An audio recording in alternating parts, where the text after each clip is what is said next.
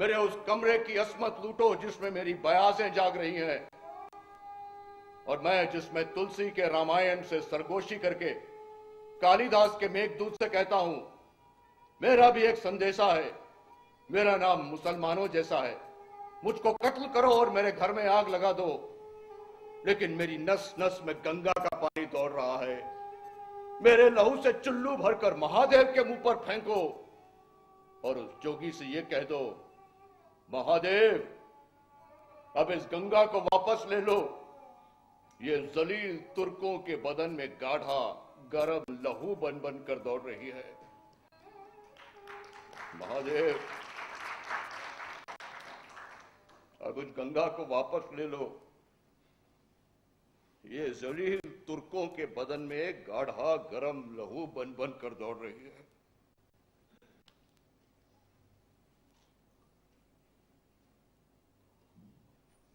हमारे देश में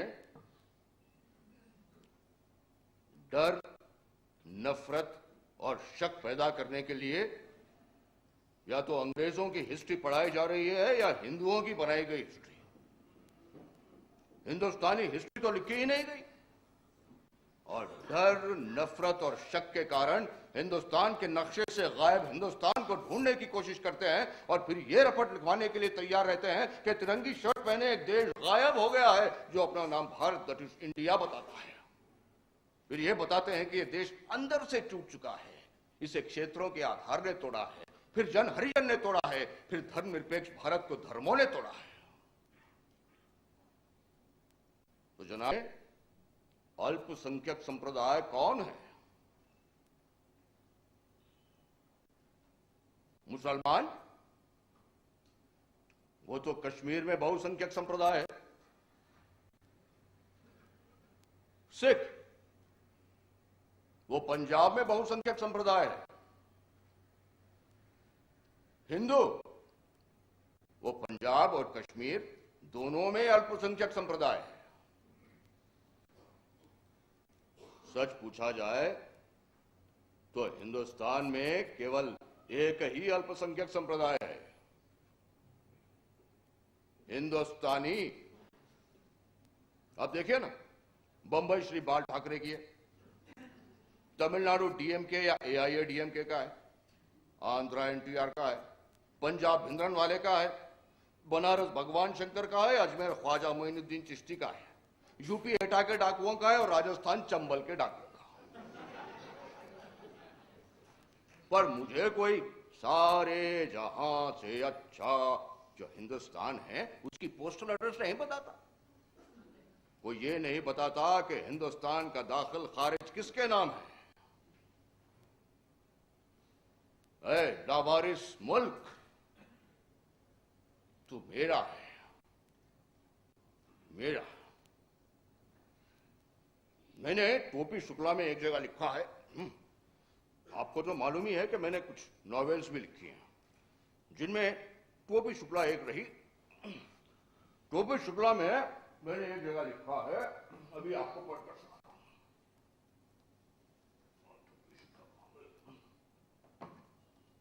ये टोपी शुक्ला,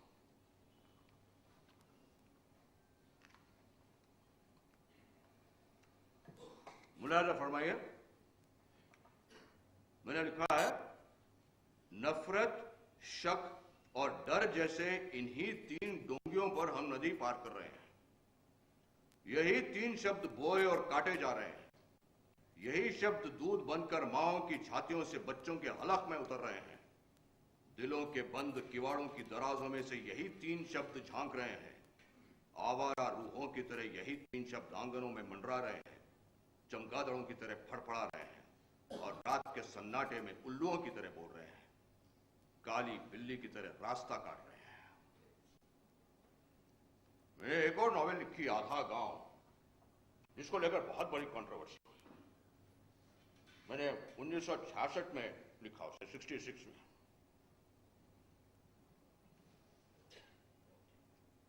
इस उपन्यास में गालियां बहुत हैं, ऐसा कहकर इस उपन्यास को एमए पाठ्यक्रम से निकाल दिया गया।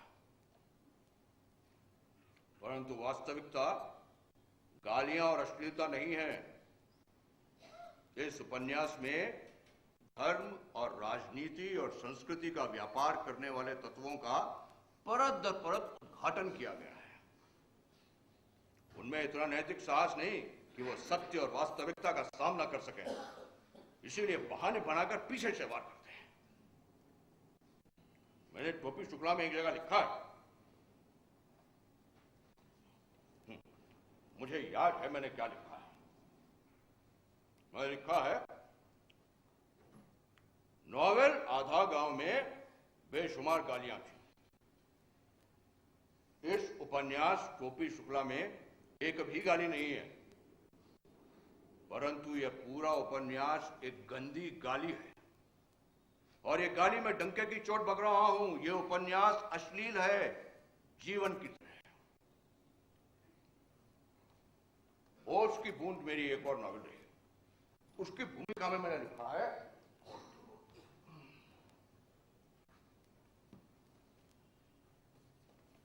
ओस की बूंद है। इसे जरा गौर से आप लोग सुनिएगा।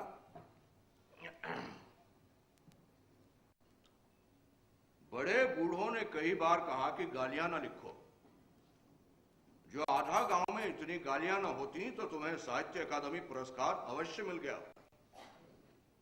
परंतु मैं सोचता हूं कि क्या मैं उपन्यास इसीलिए लिखता हूं कि मुझे साहित्य अकादमी पुरस्कार मिले। पुरस्कार मिलने में कोई नुकसान नहीं, फायदा ही है। परंतु मैं साहित्यकार हूं। मेरे पात्र यदि गीता बोलेंगे तो मैं गीता के श्लोक लिखूंगा, और वो गालियां बकेंगे तो मैं अवश्य उनकी गालियां भी लिखूंगा।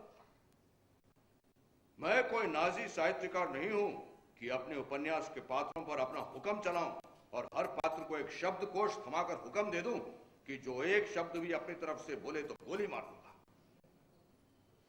कोई बड़ा बूढ़ा ये बताए